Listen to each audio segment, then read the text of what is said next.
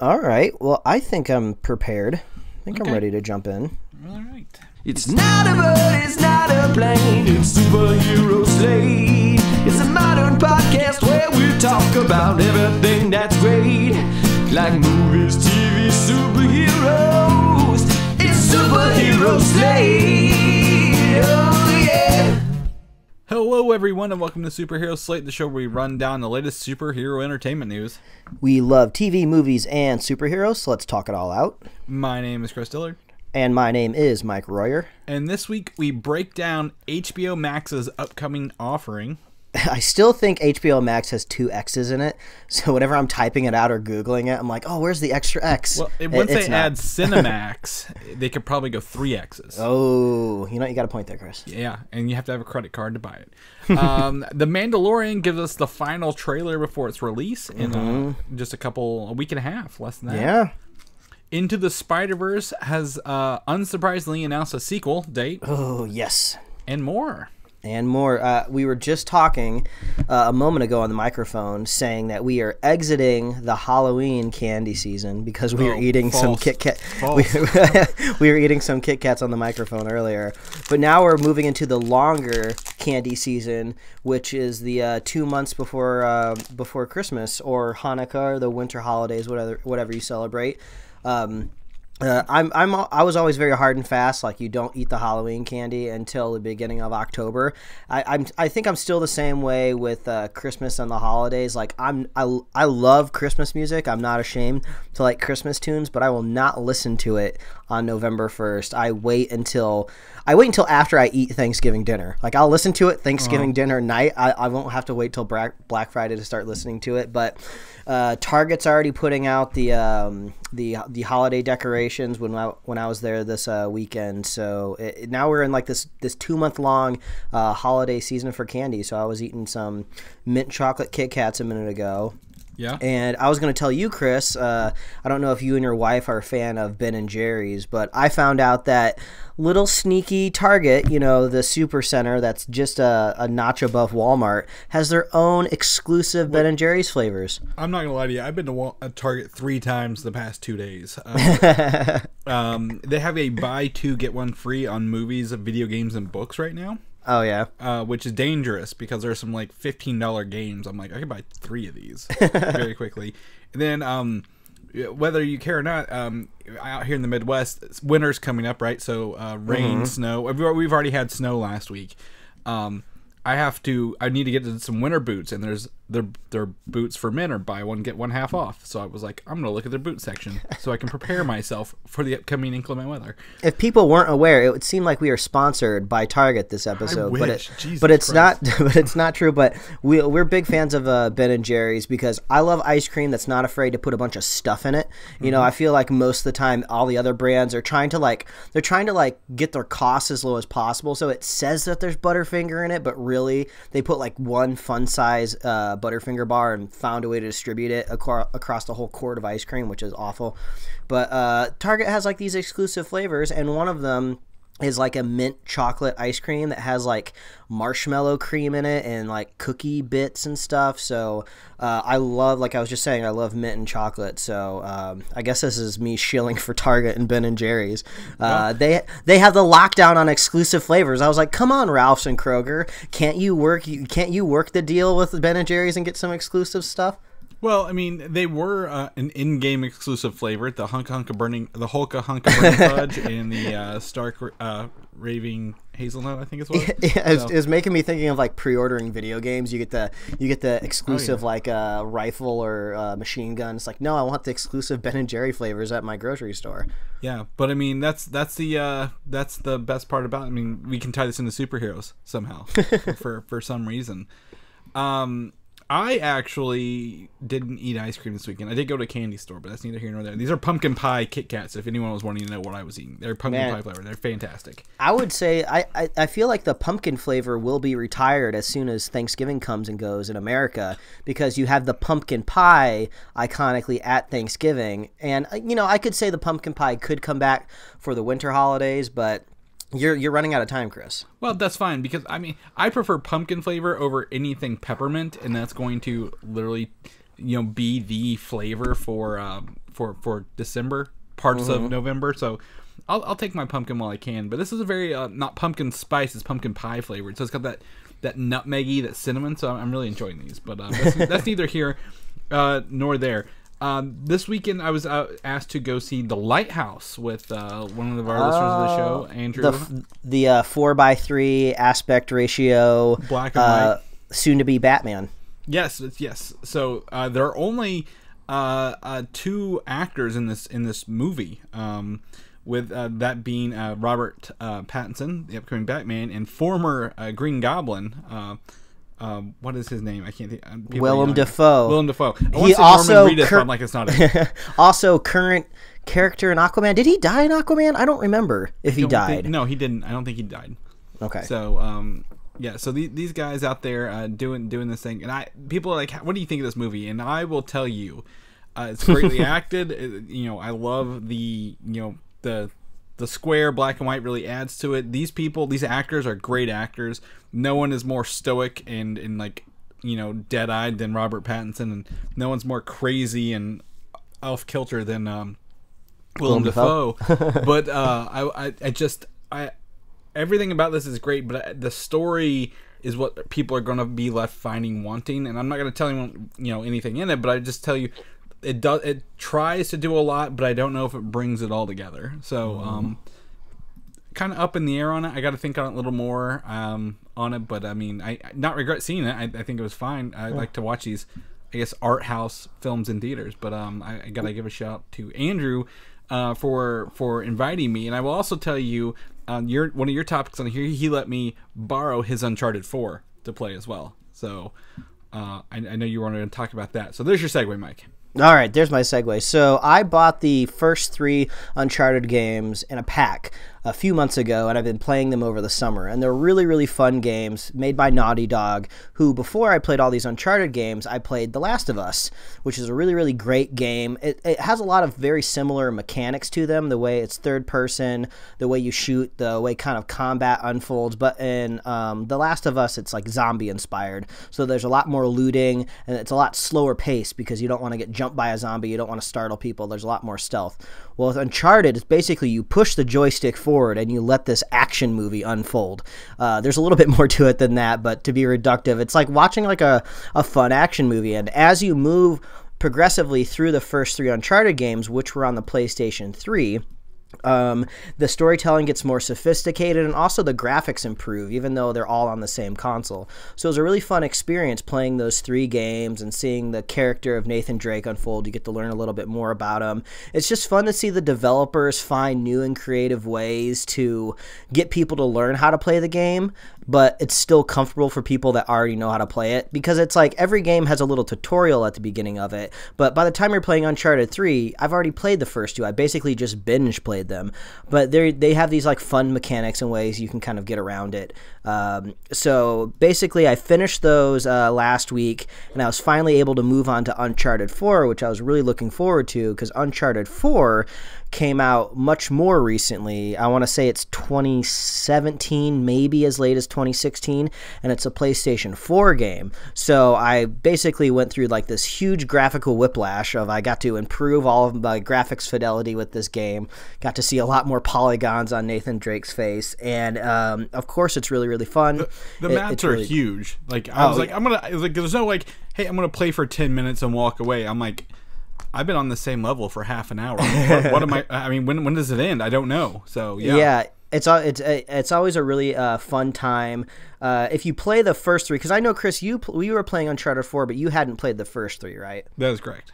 Yeah, so I imagine it's a much different experience for you, but I kind of knew exactly what I had to do going into it, but I got to kind of have this totally different experience with it because everything looked so pretty, and it was making me really look forward to The Last of Us Part 2, which we don't usually talk about video games too much on this show, but that just recently got pushed back and delayed until, I believe, summer next year. It was going to be early in the spring, and then it got pushed back, I think, to May, which I'm totally fine with, because if Uncharted 4 came out in like 2016, 2017, and The Last of Us is going to come out from the same developers, it's going to look absolutely amazingly beautiful. And I already think Uncharted 4 looks beautiful, but I just wanted to shout out this one specific thing that happens in Uncharted 4. I know you weren't super far into the game, but I don't know if it's happened to you yet. But in the first 3 games, it's all about stealth and climbing and firefighting. But what you can do is you can climb and you can hang from a ledge. And if a bad guy comes up to the ledge, you can press square, you can reach up and grab him, and you can throw him off the ledge and it kills him. Really fun mechanic, stealth. It's a stealth kill. So, playing Uncharted 4, all right, I'm hanging on this ledge, I'm about to get this stealth kill and then move on to the next kill. So I grabbed a guy, I throw him off the ledge, and I think he's done for. No, as he's falling down, he grabs my leg and he's holding onto it, and then I have to mash triangle to kick him off my leg to kill him. I just think that was really fun, a really fun addition. So if you just like the little attentions to detail and stuff, I mean, I would just recommend play all the Uncharted games if you have the time. You don't have to worry too much about looking around every single corner, grabbing all the loot. You don't have to put too much time into these games. You're basically just kind of running to the next cutscene.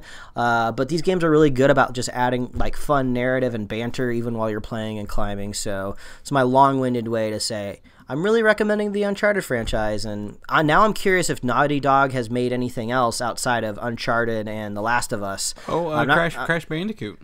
Oh, okay, that makes sense, because there's a fun little mini game where you get to play Crash Bandicoot inside of Uncharted 4, which I thought was really charming. They even did the whole loading screen within the TV of the video game that you're playing, so I loved all that. I played Crash Bandicoot back in the day. I guess I'm a Naughty Dog stan, if you will. I'm standing for Naughty Dog on the podcast. Yeah, and the other one that I wish they did more of was the Jak and Daxter series.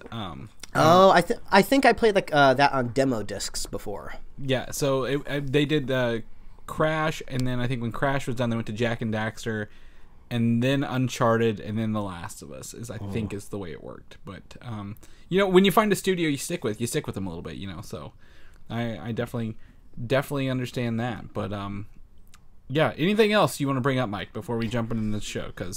One last item, one last recommendation. The last couple years, there's been a group of animators putting together a crowdfunded pilot for this show called The Has-Been Hotel, and I wasn't a funder. I was just kind of cursory watching it, and it's finally finished. It's up on YouTube. I put a link in our show notes. It's called The Has-Been Hotel. If I remember correctly, I watched it a couple days ago. It's the daughter of the devil is trying to rehabilitate demon souls in hell, which is proving to be a very difficult task because you're in hell. These souls are not savable, but she's trying, and it's this weird mixture of it's a very adult. So there's there's swearing, there's sexual innuendo. So they're going very much for a mature rating if it eventually gets picked up someplace. Who knows? And there's also musical numbers incorporated into it. So it almost kind of seems like a mature kind of Disney cartoon, but it's set in hell, and there's lots of swearing, and there's drug use, and there's guns and violence. So if you're into that kind of stuff, check it out. I was surprised that when it got retweeted into my feed, I think it happened on Wednesday. I clicked into it, and it had only been a couple hours, and it was already up to 2 million views. I think right now it's at 6 million views, and it's a 30-minute pilot.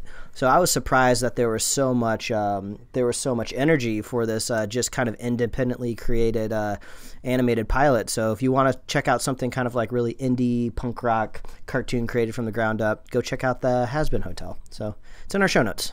There you go. Recommendations from Mike, because all I'm doing right now is watching the Great British Bake Off for the first time ever. So you want something happy? Yeah, I finished that on Friday. No spoilers, of course, because I've had seasons of the Great British Bake Off spoiled for me. So don't do any Googling. Don't follow these bakers on Instagram until you finish that season, because they all hang out with each other, and then all of a sudden you'll start to see them taking pictures with a new baker, and you're just like, oh no, that person must have got kicked off the show. That's why they're visiting them. So it's a hard competition show to be socially engaged with. Yeah. So thankfully I'm years behind on this, so I can't be ruined too horribly on it. So that's good. Well, don't Wikipedia it either, because if you go to look for lists of episodes, they'll put the winners and losers of that week's. So they're right at the top too. They're this person won this, so I'm no, I'm not doing this anymore.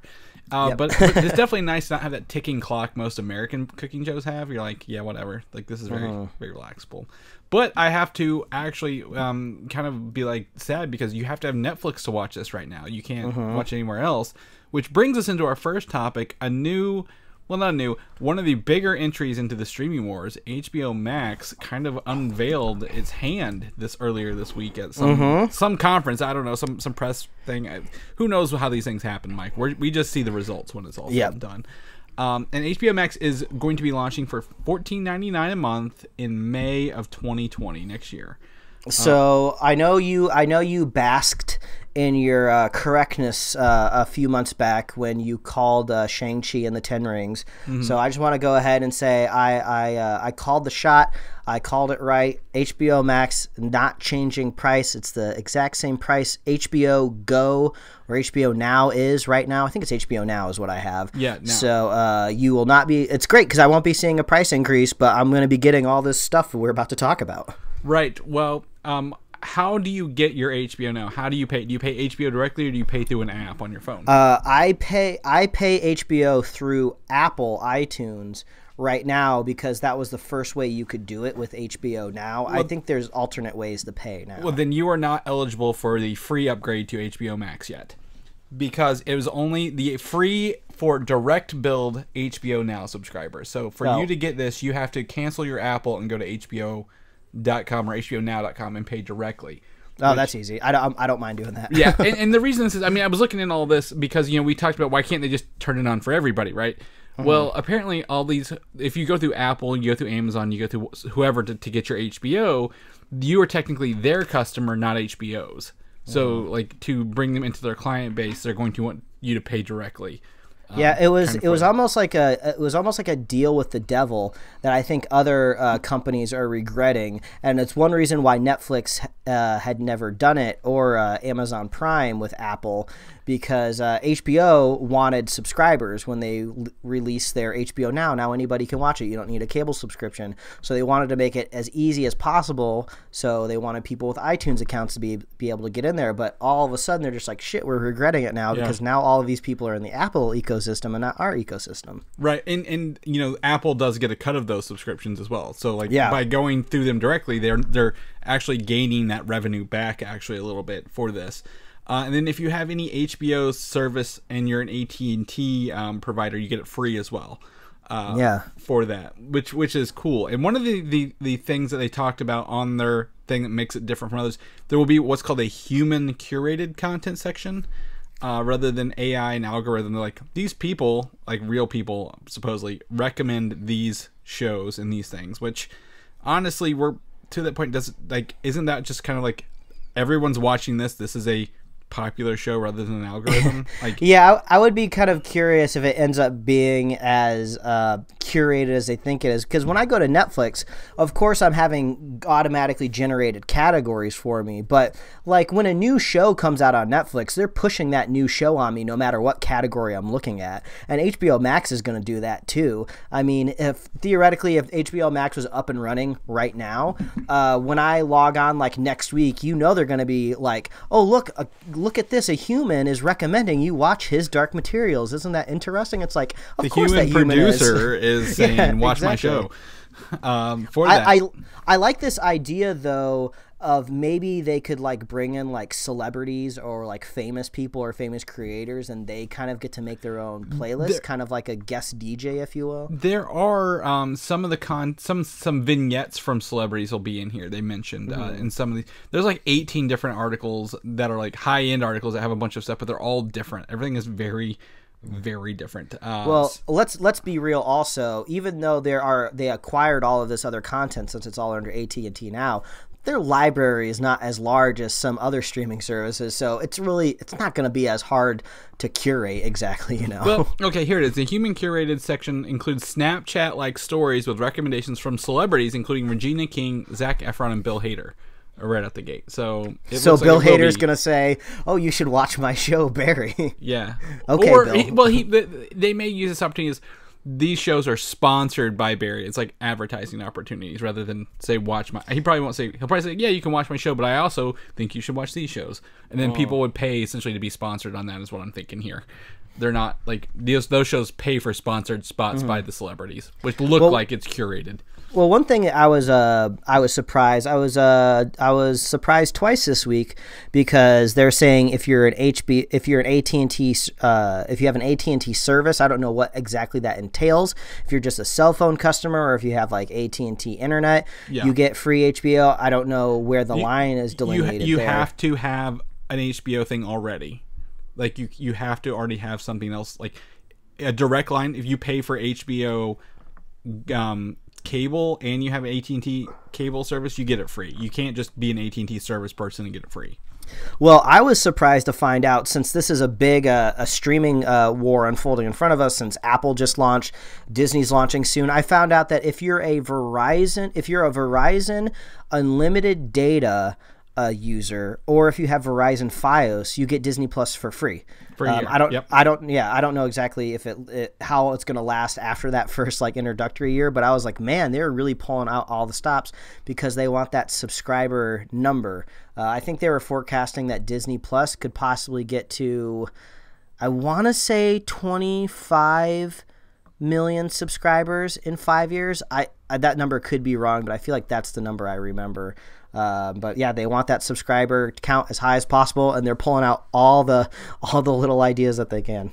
Yeah, again, it's the how can I tap into another subscriber base and like give them a taste and then pull the plug out? Like, hey, now you have to pay. Because who knows? I don't think Disney Plus's price will increase in a year, but what if it does? And then they're like, oh, I've already got a year of it, and now I have to pay more when this promotion's over, kind of thing. So, well, I got 3 years of it, so if they're gonna raise it, it's not gonna affect me until 3 years. Yeah, and by then they'll have a lot more content. But the content is what we worry about and what we talk about. But related to the show, HBO Max will be home to the entire DC Films library. That includes older DC movies like original Batman, Superman, some of the newer ones, like in the DC universe. But they also include a few upcoming shows in the DC universe called Green Lantern Show and a Strange Adventure Show, and these are both being produced by Greg Berlanti of Arrow, Flash, Supergirl fame. I was actually surprised to see that Berlanti is getting 4 new shows on HBO Max, which just made me think back to the deal that we talked about on the show, this amazing deal that he was getting, where do you remember? It was like in the billions, wasn't it? Or multi-millions? I don't remember what it was, but there were stipulations that we were talking about in his contract that once he greenlights more shows, he basically unlocks more achievements and he unlocks more money. So that dude is just like printing money at the bank there. So I was surprised to see that there was going to be Green Lantern, because it kind of seemed like he was off limits for the most part, kind of like that weird deal where they're just like, okay, CW, I get that your shows are really popular, but we're trying to build this movie universe here. I know you can't use Green Lantern, you can't use Batman, but you can kind of use Batman. We'll get a little lax.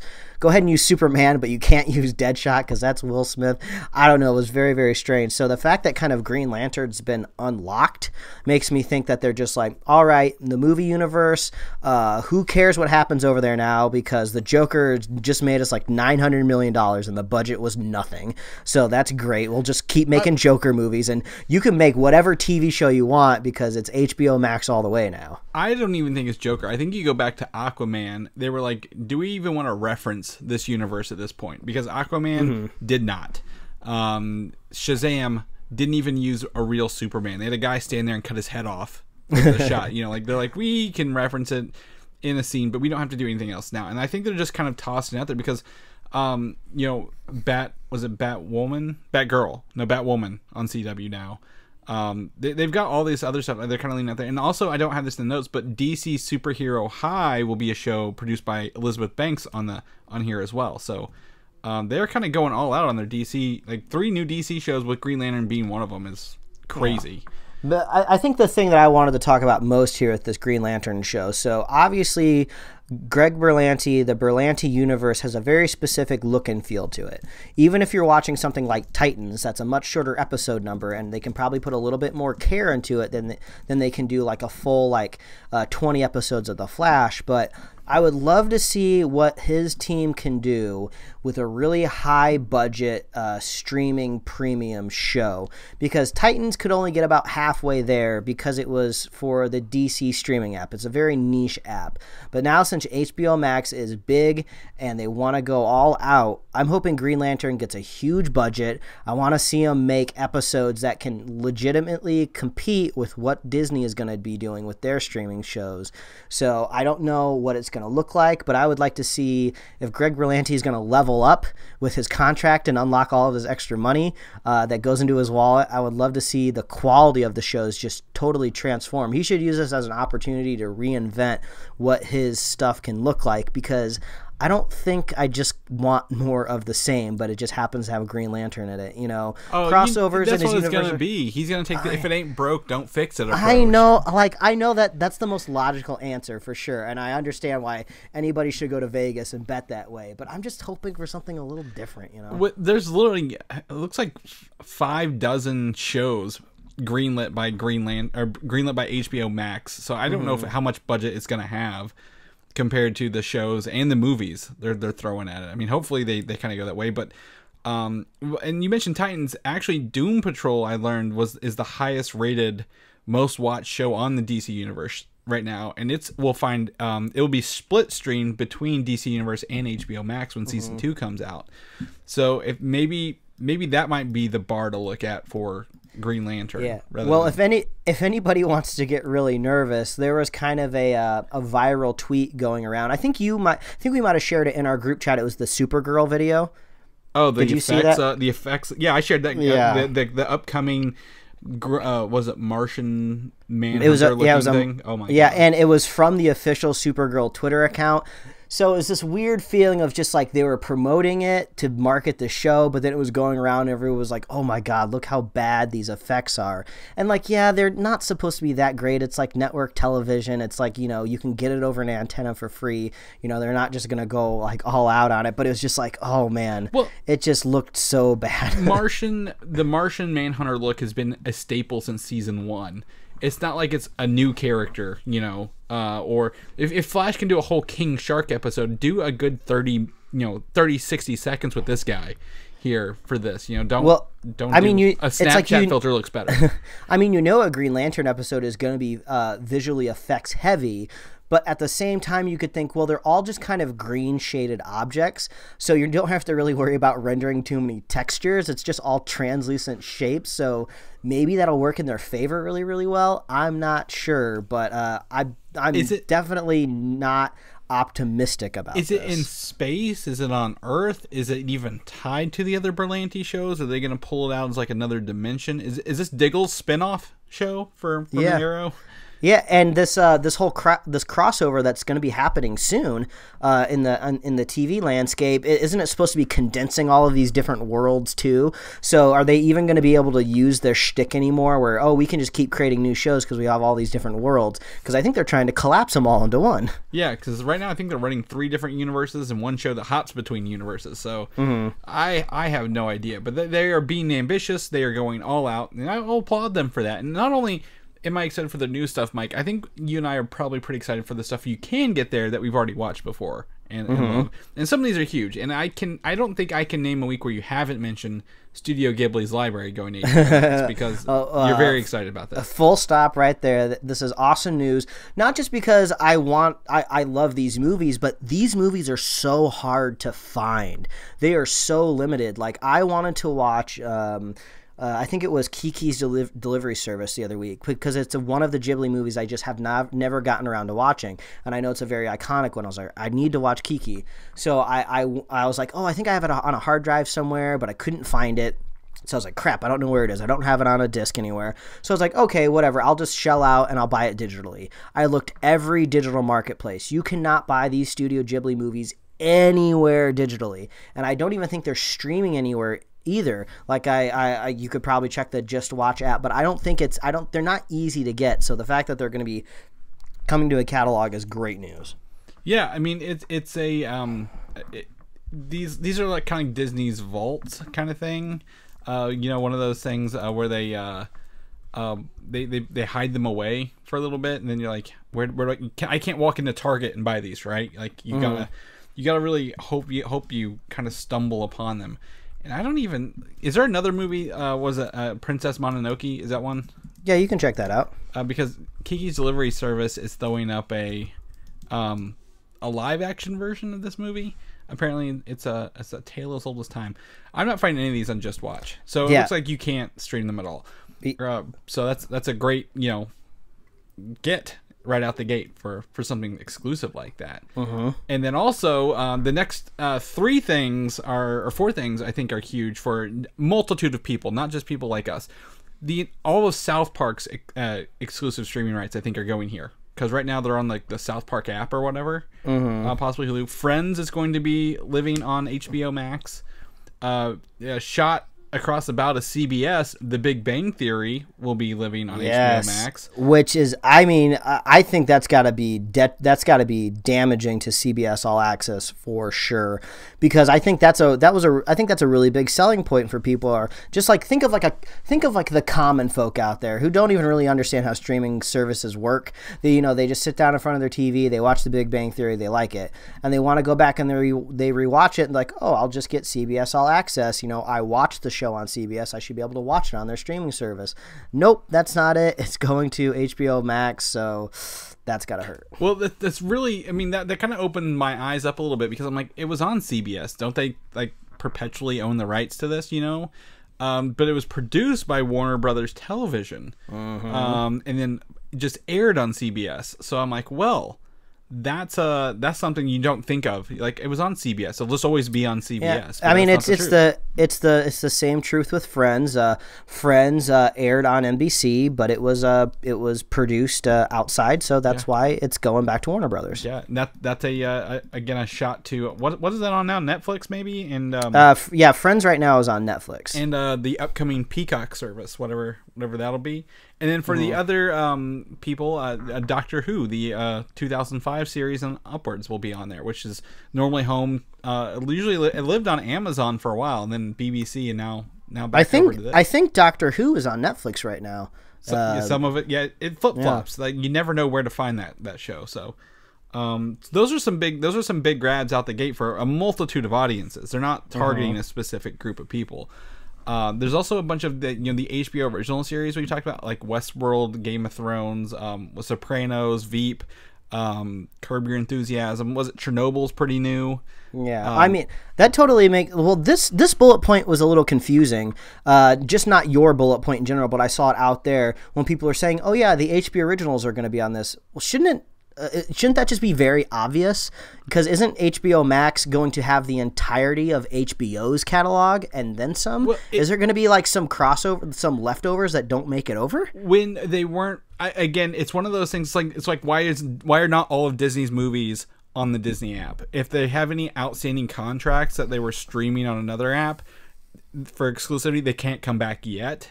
But these will all be on there like day and date of. That's why we're still 6 or 7 months out for this.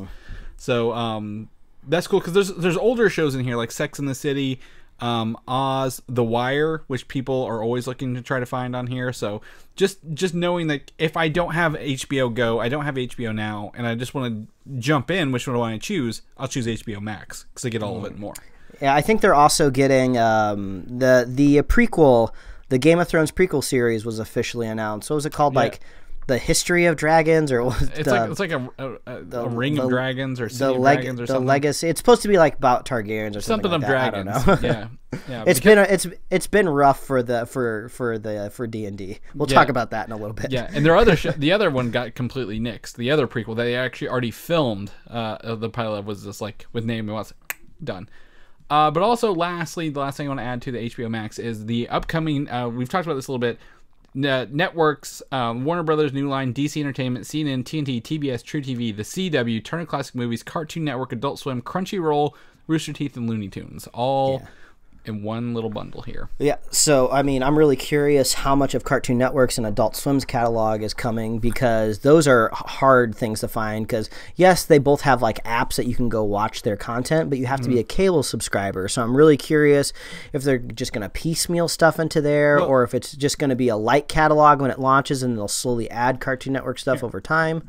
Well, I will go ahead and add a list of what I've seen here. So I've got a couple things. I'm excited because I've got Aqua Teen Hunger Force, Dexter's Laboratory, The Boondocks, Powerpuff Girls, The Jetsons, Looney Tunes is a big one. Steven Universe is going to be on here. Smurfs, Samurai Jack, Robot Chickens, Rick and Morty, Primal. You know, that new show is going to be on there. So I mean, they're pulling some cartoons out of this stuff. Maybe Boomerang. I think a lot of this looks like it might come on Boomerang as well. So yeah, I saw that also. Robert Zemeckis, the creator of Back to the Future and Castaway and other great stuff, he's doing some sort of like, it seems like a Who Framed Roger Rabbit type of content with Looney Tunes. I don't remember what it was called, but it's supposed to be like a hybrid with live action and cartoons. I don't know if it's supposed to be a series or a movie, but that seems really interesting. Especially, I googled Robert Zemeckis real quick to kind of see what the headline was, and all the headlines I was getting, he's directing a Pinocchio movie for Disney. Like that news like dropped a couple weeks ago, and I was just like, all right, well, I guess we got Guillermo on Netflix doing Pinocchio and Zemeckis doing it over at Disney. This is a Jungle Book scenario all over again. And I saw that you mentioned TNT and TBS. Is that what's that train show that Chris Evans, he made the movie? Snowpiercer. Yeah. Is that airing right now? Is that out? Is that a thing? That's a great question. Does that exist? If it does, I think it's on one of those networks. So that's also, I would imagine that's probably coming to HBO Max as well. TNT, and it's second quarter of 2020 release is what it says on Wikipedia for the Snowpiercer show. So. Also, I noticed True TV. I think I mentioned this as one things that I really liked a few months back, but Adam Ruins Everything is probably True TV's most popular and well-known TV show. So I imagine, that'll be great. On here, Adventure Time, the new Adventure Time and the old Adventure Time for that. Impractical Jokers. That's the only thing I know from True TV.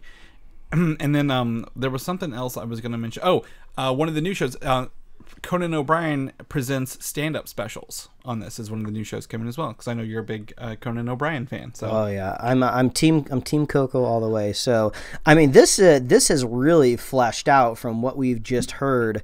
When it was just initially announced earlier this year, we were just like, oh, what is this going to be? Are they just going to add a couple stuff? Is this just going to be whatever Warner Brothers catalog that they have? I mean, that's what I was waiting to hear earlier this week. Oh, what stuff are they adding? But I was surprised to hear all of this new original content that they're making. So, I mean, this is the beauty of competition, people. They're trying to compete with people like Netflix and Disney, and we get rewarded with all this premium content at the same price, $15 a month. And much like Disney, you can go watch all your Marvel movies there. You can go watch all your DC movies on HBO Max when it comes out. So yeah, there you go. You only have to pay for 2 services for this. Yep, and I swear if I hear anybody complaining that there's too many streaming services and they're just going to go get cable, I will go ahead and refer you to many news articles that came out this week and last week saying that I think AT&T just recently hiked the price of their cable, and I was looking in the comment sections and some threads and posts online that some people's cable bills out there are in like the $200 range.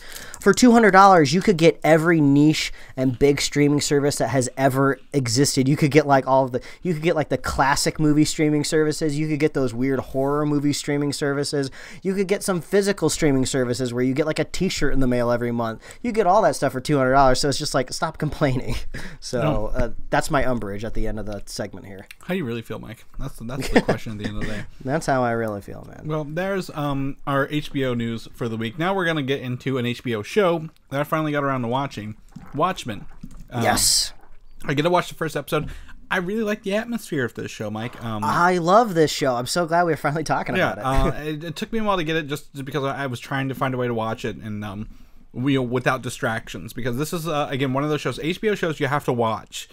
And you can't be on your phone, I feel, because there's a lot in this, like, it doesn't give you all the answers out the gate, and you actually end up with more questions. But man, I this isn't kind of going the way I thought it was going to go in my head a little bit. But I really, really enjoy is it Tim Blake Nelson's character with the silver mask and his interrogation techniques. Yeah, he's kind of like this weird, like, hillbilly detective type deal. Yeah, but he's like really good at it, and like it's like this new quote unquote group of Watchmen. These kind of police like figures are very, very interesting. And then there's I googled this way more than I should have. The Squid Rain has got me trying to figure out what's going on with the Squid Rain. Well, so what I think is happening here. So I don't want to spoil too much, but I do want to talk about a couple things that happen in the episode. So I guess if you haven't watched it yet, maybe just skip forward a little bit, go to the next topic. But I can't really spoil anything because this is a series. Knows. Yeah, it's just the pilot. But it seems to be that they're leaning into any sort of existing visual styles that maybe the movie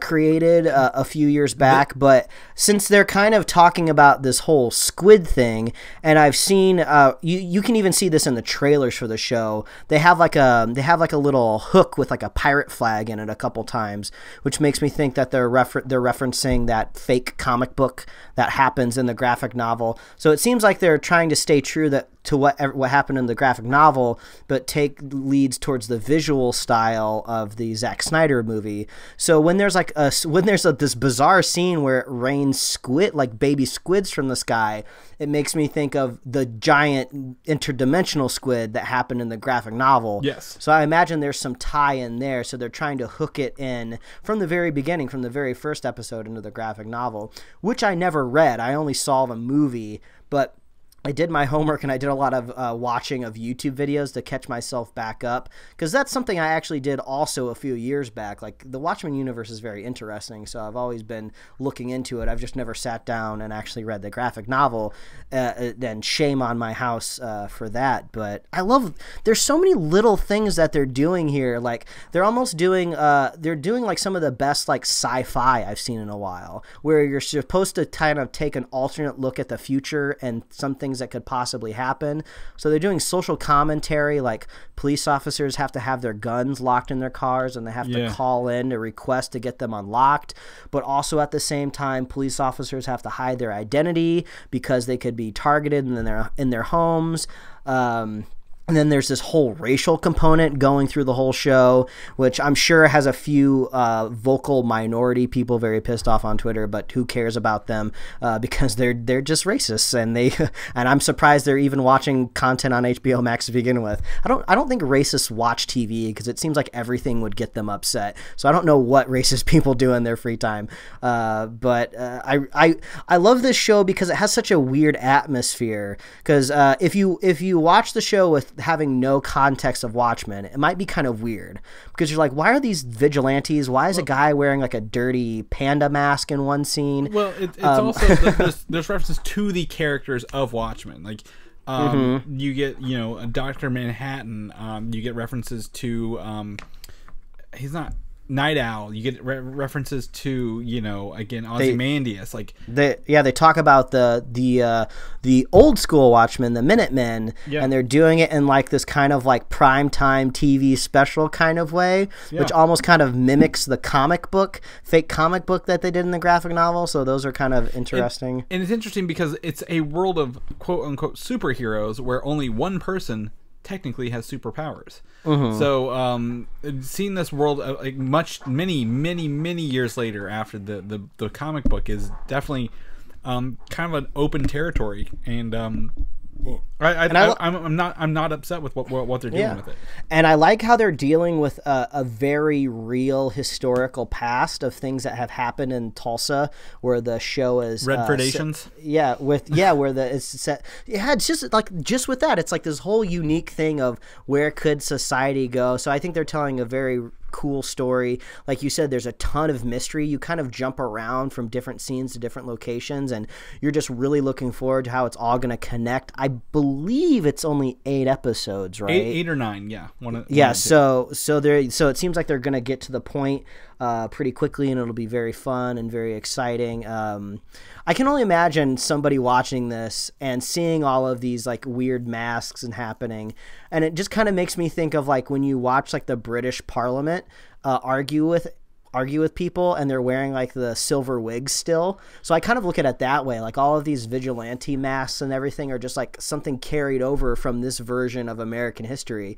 So it's not weird when somebody on the street sees somebody with a vigilante mask because it's just part of their culture. Yeah. So it's just very weird. It's very fun to get into. It's very dense. Have you watched episode 2 yet? Not yet. I'm going to try to watch 2 tonight after I get done editing the show, because 3 also airs tonight as well. So I've got my work cut out for me for this, but I don't think it's something I'm going to drop off because I want to finish this. I mean, episode 2 is just as strong as episode 1. More questions, few answers. Just it's just great. Go watch Watchmen. And Jeremy Irons, a fantastic actor to watch in this. So I'm very excited for more. So Watchmen on HBO. Go check it out before someone ruins it for you online.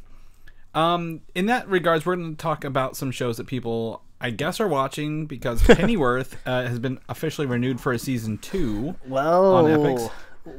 What is the takeaway here? Does Epic just need content, or is this a good show? I cannot neither confirm nor deny either one at this point.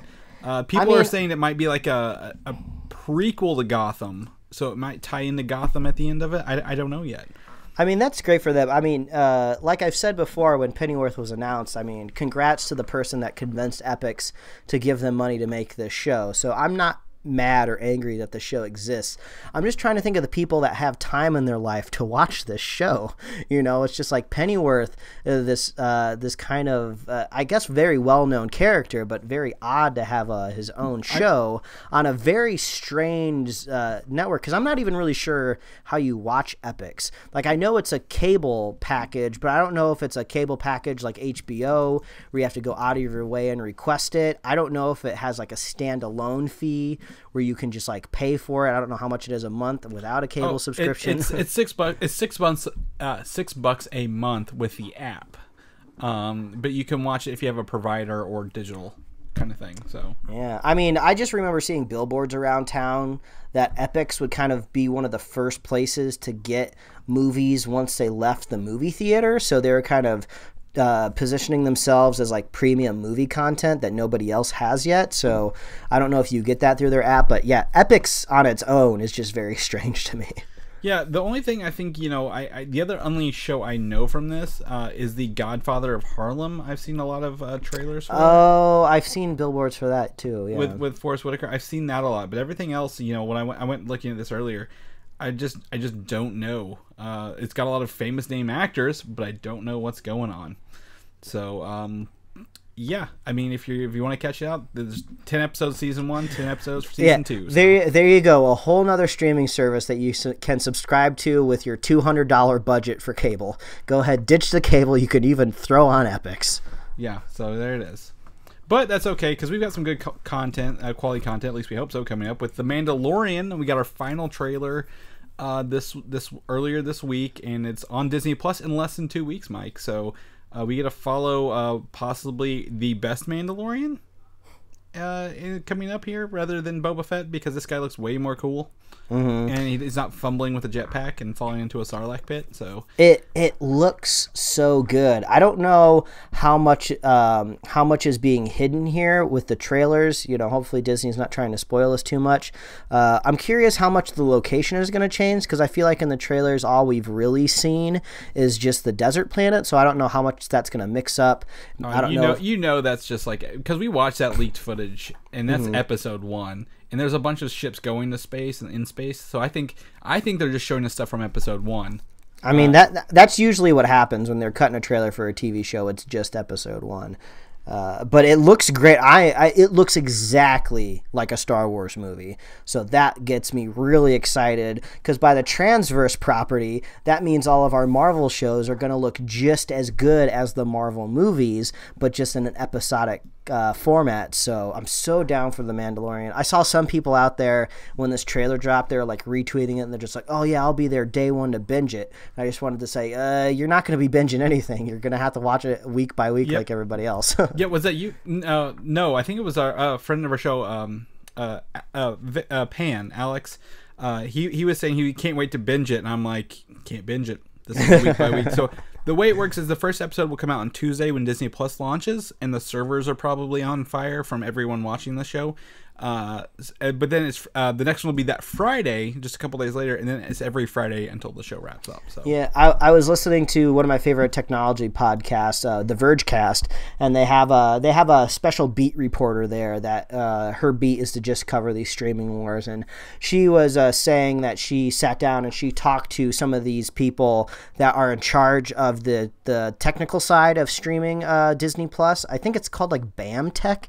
Is that what it's called? It was like a company that Disney acquired a few years ago. The underlying like tech hardware that's going to run all of these video, and they said that they are very worried about things crashing on day one.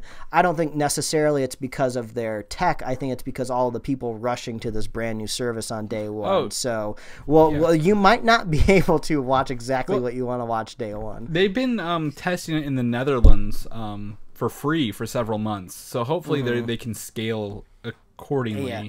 Well, one thing that I didn't know, since I'm not an ESPN person or at that fact an ESPN Plus person, but they use the same technology in their app. And if you go look at the reviews for that app in the iTunes store, they're all like 1 star. They're all atrocious. Apparently, the app just does not work very well.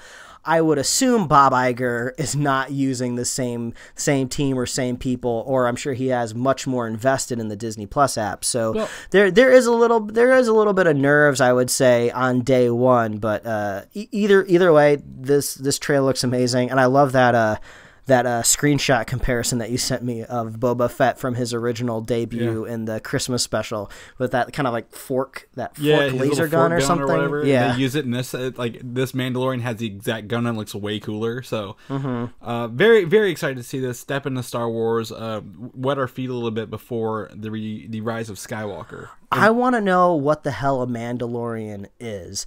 I guess I didn't pay that much attention to the Clone Wars, but we saw Boba Fett, or Jango Fett, and his son outside of the context of, is Mandaloria like a place? Is that what you call them? No, Mandalore is a planet. There's dozens of books. Probably a quarter of the episodes of the Clone Wars, the animated show, reference Mandalore, and they go there. So it's just a planet, but they're like warriors. I'm gonna need Jon Favreau to distill that for me into 8 Disney Plus streaming episodes. He was a voice of like the leader of Mandalore in the Clone Wars. Jon Favreau was. So like he is. This is his world. I think they might maybe they'll go to the planet. I don't know the status of Mandalore post Return of the Jedi. So. I don't know. I'm excited. The leaked footage, a lot of this is from that leaked footage, and it just got me that much more hyped to hear it again with new stuff to look at. So he's gonna kick some ass. Yep, November 12th. I feel something coming down that day, Mike. And the Star Wars video game is that Friday, the 15th, as well. So that's a good Star Wars week. But speaking of Star Wars, this is the best Star Wars news I've had in a long time to share with somebody. Both David Benioff and D.B. Weiss of Game of Thrones fame have been let go from this trilogy. I called this months ago. Again, it is a. I can't tell if this is a very bad couple weeks for them or a very good couple weeks because. They dug their hole, man. Because, I mean, no matter how you look at it, these are just rich, successful people in Hollywood. Even if things downturn here on out, any studio would be fine to pick them up. They have their pick of the litter when it comes to directing projects. The word on the street is that they left Star Wars, that they weren't fired. At least that's what I read. Who knows? That's probably one of those things that we'll never truly know. Maybe under the contract stipulations, they're like, "Nuh-uh, you can't fire us. If you let us go, legally on paper, you have to say that we quit, just to save face." I don't really know how that works in the long run, so we won't find out. But I don't know. I think I shared this with you. I don't know if we talked about it on the show, but they did like a Q&A at like Austin Film Fest, and it didn't go very well. The Twitter feed of this this interview, and these people are like, yeah, we didn't know what we were doing. We pitched this show, we made a bunch of mistakes, and we really didn't learn from it. Like, they dug them. Like, this Twitter feed shows how bad of people they really are in making shows and movies, and like I feel bad for anyone who works with them going forward. Yeah, it's just, and they told on themselves. Yeah, it's just very strange because it's just like, I won't stand on a soapbox and say that they're devoid of talent, because those first like 5 seasons of Game of Thrones, I think, because there was like a total of 8 seasons, right? Probably. I don't even remember the 10 years of Game of Thrones. But I can safely say the majority of Game of Thrones is great. And yes, you can say they were working from source material, but the thing is, most people in Hollywood work from source material. So I can't say that they don't have any talent. They show ran the hell out of that show until the last 2 seasons, and then it took a big old crap on the floor. So like, I really don't know what to say. You know, maybe if they were just directors and somebody else wrote the content, I don't know. I don't know how you fit them into a project. I'm not a producer. I don't have to figure that out. But the fact that they're not connected to Star Wars anymore, I saw, according to you and a lot of other people on the internet, they are very happy that they're not there to stink up Star Wars. Yeah, I mean, probably, again, no one hates Star Wars more than Star Wars fans do. Yes, very true. And they're already, I mean, they skipped, we were at Comic-Con, they skipped their panel. They were like, we're not coming the day before their panel because of the fan backlash from Game of Thrones. So, I mean, if they can go work on Netflix and handle that. But also, part of the reason they cut Game of Thrones short that last season is because, like, we have to hurry this up because we're going to work on Star Wars. Well, apparently nothing ever happened. So why did they even cut the last season short? They're no longer working on it. I don't know. And the tensions between Disney and Netflix are probably pretty high, with the Disney pulling things from the streaming service as the contracts are up. So, you know, this was bound to happen. Whether who walked away, who did what, we'll never know. But like, that is probably the best news I can take out of Star Wars. Yeah, I mean, this was already the case after Game of Thrones, but it's even more true now. Whatever they put out next that has their name on it, they really have to prove all of the quote-unquote haters wrong. So this could be really good motivation for them to really just really stick it to the people that don't like them, and this could be good for everybody involved because it could end up being a really good show, whatever they make. So I guess some people, they're just always going to hate them no matter what, but I like to live my life in an area where, like, you know, yeah, I guess if you made something I didn't like, I'll just stick around and maybe I'll make something good, you know? I mean, they haven't said anything like cancel culture worthy, you know, they just piss off a bunch of fans. It's not like they've tweeted anything racist yet, so I can't like just shut them down all like automatically. So it's been a bad week for them. Yeah. Another set of people fired from Star Wars movies. So Yep. Those dates, I guess, are not for their movies now. Maybe someone else will step up. Maybe someone else will take over those. And dates. they were pushing these guys forward to kind of cover for Rian Johnson, who everybody was mad at for the last Star Wars movie, who had all these other Star Wars movies. So now it's like, after we watch this last film that comes up in December, like, we have no clue where it's heading. I'm assuming Mandalorian Season 2 will flesh some things out. We're getting an Obi-Wan show. But outside of those two things, we don't have any idea what the movie landscape is going to look like. Mm-hmm. I mean, they've not said they've taken away those dates yet, so someone could fill it. And Kevin Feige is, in fact, producing a Star Wars film. So we could see something from there. But on that note, on the other side, everyone was like, oh my gosh, Kevin Feige is going to replace Kathleen Kennedy around Star Wars. He's not. Everyone's like, no, he's not. Why would you say that? Because you cannot take Marvel's method to their madness and make it work in Star Wars at all. So that's good that he's not. Keep him in Marvel, right? That's good for me. Good for you.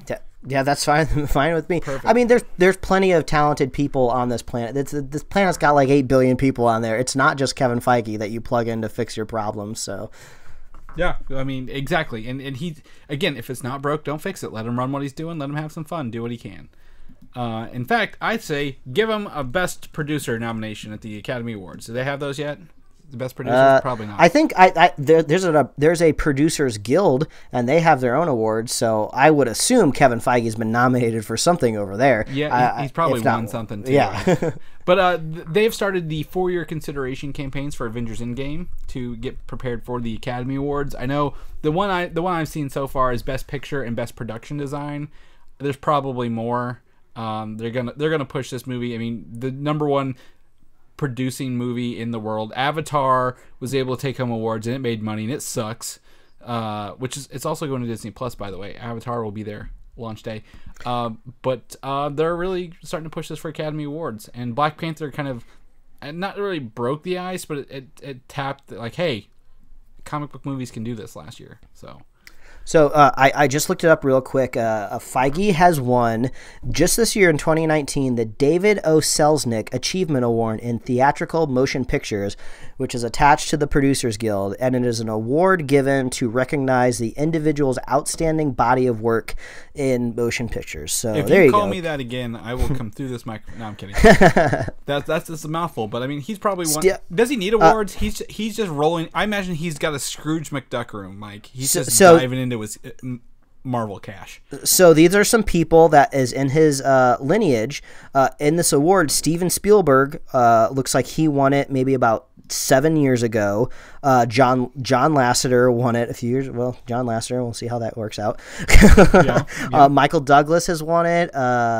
Roger Corman won it. So he's in good company, maybe minus some sexual assaulters over at Pixar. But good for Feige. yeah. I mean, good for him. Keep him clean. Keep him doing what he's wanting to do.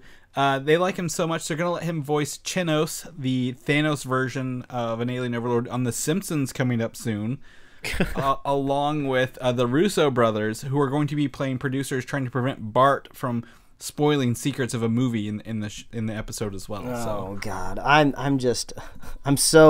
been checked out of The Simpsons for decades now. The only thing that I can add to that is since it was Halloween just recently, there's a Treehouse of Horror episode where there's a segment where it's they do Edgar Allan Poe's The Raven nearly verbatim, but they just animate it with Simpsons visuals, and it's actually really good. It's really entertaining. It's almost that is like one of my first introductions to Edgar Allan Poe and The Raven. So now I can't take it seriously because I just always imagine Bart as a raven, and then Homer as a bumbling idiot trying to catch the raven. Go watch that if you want some good Simpsons content. Yeah, I think they said it'll be on Disney Plus day one as well. Maybe. Oh yeah, because they keep doing all these stupid promos. I mean, this is the thing. Like, The Simpsons doesn't really have the edge it has anymore. Like, South Park has been like this weird kind of animated show that's been able to hold on to its edge for a long time now, and The Simpsons lost it ages ago. But they keep doing all of these like animated promos for Disney Plus, and it just seems so out of character for them still. So it's like Bart's like walking around with like Mickey Mouse ears, and they're trying to say snarky. They're trying to say just the right level of snark towards Disney, but not to offend the overlords over there. So The Simpsons just feels so odd over there. Yeah, but it's not the new stuff that you worry about on a streaming service. It's the library. Do you enjoy the first 6 years of The Simpsons like most people hell do? yeah. I'm definitely looking forward to being able to stream it. One big question that's out there for Simpsons heads is, I guess if you're streaming The Simpsons on the Simpsons app, I believe it is, I think all of the original seasons are like stretched to landscape, or they crop and zoom them. Yeah. I'm hoping that they preserve the original aspect ratio on Disney Plus. Yeah, I have that same problem. Hulu did that with Seinfeld. They pan and scanned it instead of Don't pan and scan it, people. We are missing crucial content at the top and bottom of the frame. Nobody cares if it's in. I just watched a whole movie in 4:3 black and white. I don't give a shit if it's 4:3 on a streaming service. Let me see the whole thing. Listen, millennials respond well to authenticity, and I can only assume the next generation. What is it, Generation Y or is it Z? What's the next one? I would hope that they're also authentic to original versions of TV shows. Well, everything post like 2007's fits it anyway. You don't have to worry about the old stuff. So yeah, that's a whole different conversation. Ant-Man 3 has seemingly been confirmed with Peyton Reed coming back to direct. They're eyeing a 2022 release with a January 2021 filming per Michael Douglas, actually. And it joins Black Panther 2 as another Phase 5 film we've unveiled. I think for them to get me excited for Ant-Man 3, of course I love Paul Rudd. I want them to throw in a team up. Put the Hulk in the movie. Throw in Bucky. Put another Avenger in there. Like, the Wasp and everybody. They're cool and stuff, but I need somebody else in the mix. Something to mix it up. What if they take his daughter and turn her into the comic book version of Stature? Like, that's cool too. We got lots of scaling effects, but I don't need a team up. Let's go crazy with this. Take us to the microverse. Teach us what's in there. Show us, other than like looking through a kaleidoscope. Let's see the crazy things that her mom ran into while she was down there for 40 years or whatever it was. Oh, yeah. I mean, and then try to find a way to explain these weird quantum powers that Janet has. They go don't, down there, and that's how they explain it. They have to go in there. It doesn't make any goddamn. That's the worst. That is a functionally flawed part of Ant-Man 2. There's not a whole lot of flaws in the film. It just wasn't super entertaining to me. But that was one thing that kind of really pissed me off. It's just like, okay, she comes back from the microverse, and all of a sudden she can just heal Ghost or whatever, and not explain it at all. Okay, whatever. I don't know. It makes me mad. Right. So, well, and this is an opportunity for them to do that because she really didn't have any other play though. So they, other than disappearing immediately for another 5 years. So like, Michelle Pfeiffer had like very minimum screen time overall. Go watch Paul Rudd on Hot Ones. I think I talked about it on the show the other week. So if you haven't got around to watching it, he does a historic dab. It's so good. Just watch it. It's the biggest dab ever. So, yeah, it's pretty good. I'll agree. But Ant-Man 3. Working on it. That's perfectly fine. I mean, every movie deserves a trilogy in there if it has a sequel. So Hulk doesn't need one, but we're fine with it. In terms of Marvel Cinematic Universe, Bob Iger has committed to that Kevin Feige will make 3 to 4 Marvel movies a year in theater. But does this include Disney Plus movies, or is it just the ones in theaters? Like, he wasn't really specific. Like, if they release a Marvel movie, what is that? If they put it on Disney Plus, does that count as a movie or not? Kind of thing. Yeah, man, that is so much content. What's the most we've had in a year? It's been 3, right? Yeah, the past 2 years were 3.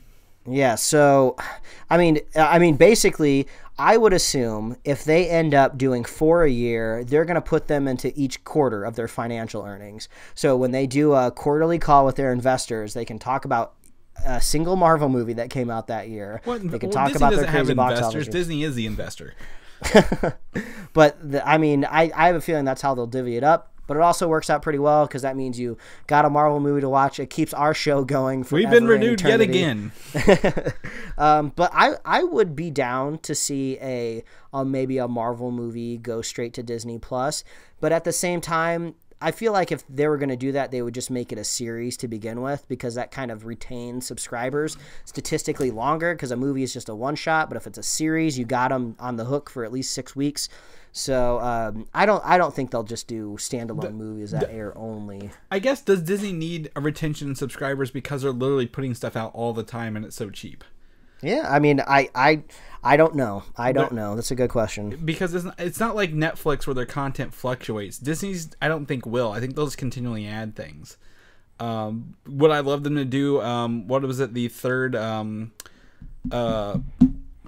man, it's that, Cloverfield movie, the third Cloverfield movie. Like, just announce it like the week of or the day of, and like, hey, here's a new Marvel movie on Disney Plus Go. Like, that would be wild. That would be wild. Maybe, but they could also do that with a series. I'd be okay with that too. Well, the series, I mean, just 9 episodes is so long of a production, but they could keep a movie kind of secret, I guess. But do they even keep things secret anymore over there? Not really. Not really. But 3 to 4, I mean, 3 movies is fine with me. Next year we get 2. It's the longest. I mean, people talk about superhero fatigue. I don't feel it. And I think putting out 2 next year and hardly anything in the year between, if the content if the content is good, you can't get fatigued. Yeah. They're just going to have to make sure that they can keep reinventing it. But eventually, just like the comic books, which now Kevin Feige presides over, eventually they're going to run out of runway in some way or another. Either someday all of the actors are going to die and they're going to have to reboot the characters. Like, only so many of these people can can bring new people onto the mantle or have children that take on their role.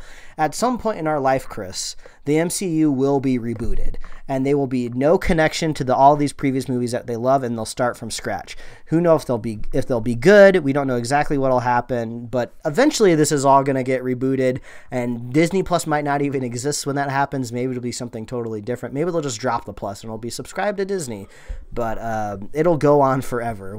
You're in here for the long haul, people. Yeah, I mean, and that's fine. It's just part of it. You know, we've never experienced anything like this yet. The only thing that's run this long, you know, kind of consecutively is what, James Bond, and they put a new actor in that every 10 years. So, except for the Potato Man, Daniel Craig. They've run him since like the mid 2000s, late 2000s. So he's what do they call that? A double baked, twice baked potato. Yeah, a 007 potato, exactly what it is.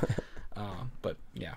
But in that regards, we talk about movies that get trilogies. Deadpool 3 seems to be in the works at Marvel. They just opened up a new production studio called Finger Gun Productions, LLC, over there, which kind of points towards Deadpool. I don't know who else would fall under this, unless they go with Hawkeye. No. I mean, it's Deadpool. Yeah, it's got to be Deadpool, right? Like, that makes sense. And Ryan Reynolds was literally there, last week, 2 weeks ago? Taking pictures. Yeah, so... you know, they were like probably finalizing contracts, schedules, dates, and stuff like that. So I expect to hear something on Deadpool sooner than later. Knock on wood. Well, he likes to make things around Thanksgiving. Didn't he have like the fireplace with the rug on it one year, and then there was the cable around the family dinner with the turkey? Yeah, the painting. Yeah, so they like to do a lot of Thanksgiving stuff. But thankfully, in that regard, Tim Miller, the director of the first Deadpool, and his Kitty Pryde movie called Movie 143 are probably not going to go forward at Disney.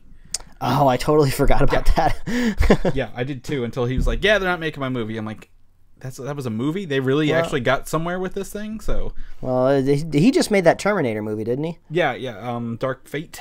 Yeah. Yeah, I kind of want to see Dark Fate, but neither here nor there. So, no Kitty Pryde movie related to Christmas, dragons, or aliens getting her pregnant, or something weird like that. I wish the shocked Pikachu face meme had a sound that correlated with it, and then we could have a soundboard. We just hit that button whenever obvious things happened. That would be everything we talk about, Mike. I feel like I imagine almost like a boing type of noise. Yeah, and we would overuse it because some of the stuff's like, yeah, we know. We could just do like the Pika. He could just like Pika. Yeah. There you go. But we get one per episode. We get one per episode. Don't overuse it. That's the rules.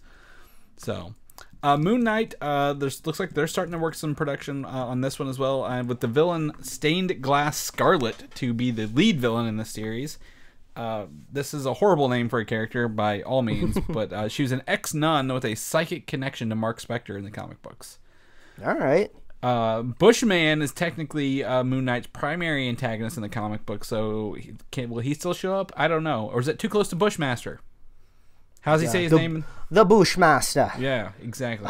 That was such a good accent that was kind of left rotting in that show that just is not around anymore. Yeah. Is he still going to be given his powers from an ancient Egyptian relic? I'm really curious how you explain all of these new people in the Marvel Cinematic Universe, because it's just the same problem the comic books had. Like, how do you just give him powers? Or is he just crazy? Yeah, he could just be crazy, but then he has like superpowers, doesn't he? Like, at least in some aspects, like his strength or something. I mean, he's more just like a mercenary style, like, level of person, like a street level kind of thing, like no stronger than Daredevil would be, I think. He's just crazy in his head. So, I don't know. We're gonna have to see how Moon Knight ties in all this. I just want to give him a helicopter that's shaped like the moon, like the comic books. I want to see him. Yeah, and then he can fight with the Thanos copter as well with that. But do the scene in one of the more recent runs where he, like, it's essentially The Raid, the movie, but it's Moon Knight, the whole thing. Like, he goes up this flight of stairs to this drug lord on the top flight of this apartment building, and he's like hardly any dialogue. He just fights everybody. That's rad. That'd be really cool to see. I mean, remember in Netflix, the hallway was the worst enemy for all of those characters. There's a really popular YouTube series that is starting to grow on the Corridor Digital channel. They make a lot of special effects kind of short films, and they have like this side channel called the Corridor Crew, which has actually gotten more pretty much as popular as their other channel. And they do this fun segment called Stuntmen React, or Special Effects Artists React, where they kind of sit down on a couch with an industry professional and they just watch clips and they talk about them. So they sat down with a stuntman who worked on the Daredevil show, and they talked about the oneer that they did in the hallway and the kind of sequel they did in season 2 where he had the chain and stuff, and they kind of talked about how they filmed it. So go check out Stuntmen React. I think if you just Google that on YouTube, you'll come across it. So. And his production was called The Corridor, because that's very ironic. Yeah. Oh yeah. Corridor Crew. Yeah, I didn't even think about that. Yeah. I thought that's where it was going, but oh well. Last week we talked about Jeremy Renner and his whole divorce thing, possibly taking him out of the MCU. But this week the higher ups have decided to keep Jeremy Renner on to appear in his show Hawkeye and future MCU films. Like I said last week, I'm not going to go ahead and take the size of a corporate conglomerate, and I don't know exactly what happened in this situation, but I guess it didn't rise to a certain threshold of level to possibly fire the guy. And we've seen Disney fire people for less of just really bad jokes on Twitter. So I don't know exactly what happened here, but we're just reporting the news here, folks. Yeah. So whatever has happened in his personal life is no longer affecting his work life. So we'll keep it that way unless it changes. The Sony universe of Marvel characters may be connected together, including Spider-Man, Venom, Morbius, using J. Jonah Jameson as the thread in all of them. The same actor in all three. So is he going to be the conspiracy theorist that just goes on his podcast and talk about how there's a symbiote sighting on the West Coast and Spider-Man on the East Coast and the country's falling apart? Well, he doesn't have to be a conspiracy theorist. He literally knows the identity of Spider-Man at the end of Far From Home. So I mean, if they just use his character as his little web series thing and that's it, that's fine. This is a very, very So is this a rumor? Is this a grain of salt thing, or it's highly rumored that he's done stuff for Morbius already, and this is how they will tie these together without tying them together. Gotcha. He'll just be kind of a common through thread. All right, I can see that happening. It would be, I'm just really looking forward to if they can find a way to connect the Spider-Man video game with the Avengers video game. So if Jonah could also do that, or it wasn't J.K. Simmons that did the voice in Spider-Man, was it? No. Well, they should still get that same guy to do a similar type of thing in the Avengers video game. That would be fun. Well, I mean, other than them saying they're not connected, which I think they still can be, because Spider-Man's in New York. In New York, they say the Avengers are on the West Coast, and I'm like, this makes perfect sense. You just can't put Spider-Man in the game, now. Mm-hmm. But that'd be great. It's a little thing little hidden tapes you find along the way, like in Spider-Man. So that'd be interesting. But speaking of Spider-Man, probably some of the best most surprising news of the week came with Into the Spider-Verse, the sequel, officially announced with the release date of April 8th, 2022. Oh, hell yeah. I'm hoping all of the goodwill that the first movie gained when it came out just really translates to box office dollars. Because the movie was successful, its first run. It didn't blow anything out of the water. It wasn't crazy. It didn't really break any records, I don't believe. It was successful by all of its rights. But I'm hoping all of this fanfare that it's been getting the last couple of days with the announcement just really translates into something amazing, because I would love to see this developed even more. I mean, they talked about other movies with the female-led character of I guess Ghost Spider-Gwen, whatever her name is in this universe. But yeah, of course we love this. We love all of this. I want more of it. It's great. I need to get the art book still, even though I've poured over all of the art in different JPEG formats on the internet. So I can't wait to get the art book. Hopefully around the holidays as a gift. man, I love this movie. I Yeah. talk about it forever. The- I'm curious if they're going to go the obvious route of the end credit scene and do Spider-Man 2099 tie-in, or if that was just more of a gimmick and a joke, because that's kind of how it ended up. I'm fine if it ends that way, but I'm assuming if there's going to be a sequel, they will bring back the Spider-Man characters, or at least part of them. But I'm assuming they'll add new characters as well. Well, so Into the Spider-Verse, the comic book series introduced these ideas of Morlun. He's a spider hunter. Like, there's like several spider characters that represent these like different like spider deities, I guess, and these hunters like fed on them to live forever, kind of thing. And like they were hunting down these spider people across the multiverses, so that brought all of them together. So they could definitely do that. A larger, like, the only threat they had in this one was Kingpin accidentally merging their universes. Now, what if that's opened up interdimensional spider hunters, I guess, across the way? Bring in Kraven, who's Hunt Spider-Man in his own universe. That would be pretty cool. I mean, Alistair Smythe, the Spider Slayer, could be something as well. Like, there's a lot of opportunity. I wouldn't be surprised, since it's all under the Sony banner, if they wouldn't bring a symbiote in some aspect, just because that'll just give more credence to the Venom movie that comes out. Do you think Spider-Man Miles will be thrown into someone else's universe this time? I mean, I think that makes sense. I think the two things that you could really do here is kind of the two things that you just talked about. Make one of these alternate Spider-Mans a bad guy, because it does. I mean, if infinites are if worlds are infinite, you know, that means at some point in time there's got to be a Peter Parker out there, or a Spider person that's a evil or a bad guy. So a spider versus a spider in a type of way, and also. He goes to a different universe. I mean, that makes total sense. Well, and then so you're saying we make our Spider-Verse bingo cards next episode? Well, I think we have a little bit more time than that, because we're not getting this till the sad part is it's not until 2022. I mean, we're more than 2 years away. But I mean, it's an animated film, so it's good. There's a lot of pre-production. It's a unique animated film. It's not something DreamWorks is throwing together very quickly. Yeah, exactly. Like it's got a lot of.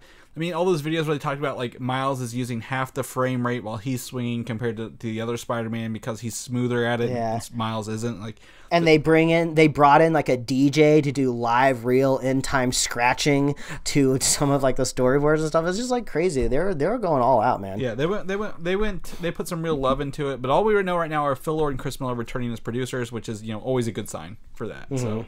They probably want to keep the same thing going and roll with that. Now, they did great with the Lego Movie. Lego Movie 2 didn't do as good, so hopefully they don't go that route. But, I'm going to remain positive and say, Sony, you can do a good animated Spider-Man movie. Mm-hmm. Lastly, the Witcher trailer, first trailer for this. I think it's the first trailer. Maybe it's the second trailer. I don't know. No, I think it's the first. Is for the upcoming series. Finally dropped it in true Netflix fashion. It's coming out December 20th, 2019, same day as Star Wars. So you can watch Henry Cavill in a bath and then go talk to your family about it around the holidays. Mm-hmm. Oh, and like right after you get out of Star Wars, you can go watch a whole show and binge watch a whole show. So this, I mean, again, Mike brought up the point that this is based on the books, not the video games. So if you're a fan of the video game, don't get your heart too set on that. It looks to be, to me, a better Game of Thrones, Mike, where there's actual fantasy elements in this other than just dragons. There seems to be some creatures. There's a lot of sword fighting, probably less political intrigue, some magic, some witches, stuff like that. I'm very excited to see where this goes, to be honest. I mean, Henry Cavill doesn't need our help. He's a rich man who starred in lots of things. Superman didn't really take off, but he was great in the Mission Impossible franchise. He can probably get any movie or TV role that he wants, but I think he could use a franchise win. I think he would really like The Witcher to take off, and he can really cement himself as a lead in that series. And I'm sure he wants the ability to go back to Comic-Con and really engage with nerdy fans on one franchise, because he probably gets a lot of questions about Superman that he can't answer because he doesn't know what's going on. So I hope The Witcher is solid and it's fun, and obviously Netflix needs it as well, because we just talked about HBO Max, we just talked about Disney and Netflix that has all of this original IP that they can mine and turn into gold, and Netflix is just out here just like, okay, well, we bought Mark Millar's kind of comic book franchises that nobody really knows what they are. We're licensing all this other content. I hope The Witcher works out well. What was the last Netflix original that you tuned in to watch on there? Stranger Things? Stranger Things. I'm trying to think because I actually still actively watch Netflix, but it's kind of hard. It's kind of hard to remember what is an original and what isn't when you're watching it. Oh, one recommendation. Totally the opposite of The Witcher. Nothing like it at all. But the 3rd season just came out. It's a show called Atypical. It's like a family drama comedy about a guy who has who's autistic, and it's just like a family dramedy, and it's really fun. It's lighthearted, it's warm, it won't leave you depressed at the end of an episode. Everything's very uplifting, and it's the 3rd season just came out. It's very fun, it's very nice, it's very enjoyable. So if you just want something easy, it's a Netflix, it's a solid, very good Netflix original. The creator of it was like a story editor and producer on How I Met Your Mother, so the person who created it has some pedigree behind it. So if you're looking for a Netflix recommendation, go watch Atypical. Yeah, but other than that, the biggest new thing that they promote heavily was, in fact, Stranger Things. Hello, the Queer Eye guys just went to Japan. They did 4 episodes where they very much needed a translator to talk to all of these people. Don't know that one. Again, great. The British Baking Championship or Bake Off is what I'm watching on there. So, yeah, but it's like that's not really an original, but it kind of is because it's in the U.S. But yeah, continue. Yeah. So I mean, I think this is the first show they started doing weekly on for Netflix. So recently, but anyway, this looks exciting. Looks to if you need that fantasy element in your life, this looks to fill the void, and probably set us up for to get ready for Amazon's eventual Lord of the Rings epic they'll probably make one day. It looks relatively expensive, and I hope it is. Like I say all the time, I like watching expensive TV shows to see where the money goes. There was a brief clip of some sort of CG monster.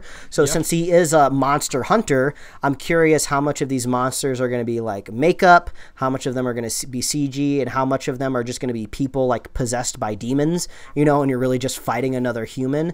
Henry Cavill looks badass in it. He looks really rad. Fingers crossed that this is really cool. Yeah, I've got high hopes. High hopes for The Witcher. Well, Mike, that's our extra super long episode for the week because we got distracted talking about HBO early on in the episode. And candy. Especially, I've got one more Kit Kat left here at the table. But if people want to know what you're up to this week, where can they find you? Oh, it's so easy, Chris. All you got to do is follow me at Mike Royer Design on Instagram and Twitter, and you can read my webcomics at pickledcomics.com. Chris, if people want to catch up with you, where can they find you? You can find me on Twitter, Valdan, VALDAN, or Instagram, Valdan87, or you get over to Comic UI. People want to know where they can listen to all our episodes at, or more older stuff. Where can they find that at? Oh, it's so easy. All you have to do is visit superheroslate.com, and you can check out our show notes there. So if you want to check out the link to the Has-Been Hotel, which I talked about at the top of the show, we got that link in there. We got the link to all of the stuff that's coming to HBO, so I'd recommend looking at that. Mandalorian trailer. We got the Witcher trailer in those notes. So go check out our show notes, and you can find us on Apple Podcasts, YouTube, Spotify, and wherever else you like to listen to your fine podcasts. Like us on Facebook, follow us on Twitter and Instagram. You can get merch at superheroslate.com/store. Obviously, we love hearing from you. We like it when you guys reach out. We read the YouTube comments. We read the Twitter replies. We check our email. We're out there looking for what you guys think about the show, and we love making the show. So that's why we love hearing from you. So we love our super fans. If you want to be a super fan of the show, all you got to do is buy a bag of candy corn. You can get it on discount now, probably 50% off, and just throw it into something weird. I heard people are... Don't you do that. Don't you tell people to put it in mac and cheese. They're putting it in mac and cheese now, so... Go spike your Thanksgiving holiday mac and cheese with some candy corn, and you will be a Superhero Slate super fan. You preheat your oven to 450 degrees, and then you fill your turkey with the candy corn before you bake it. So when you cut into it later, you get that nice ooey surprise. You know what? I've seen some people where they take like those little peppermint candies and they put them in ramekins and they melt them to make like bowls and stuff. I bet you could do that with like kind of candy corn, make like candy corn like vessels, and then you could drink drinks out of it. There you go. It's a possibility, Mike. It's a possibility. If you guys do that, share it with Mike. Don't share it with me. Yeah. I don't want to know about this gross stuff. So, but I guess we right. will catch everyone next week. All right, see you later. Thanks for listening, and don't forget to subscribe.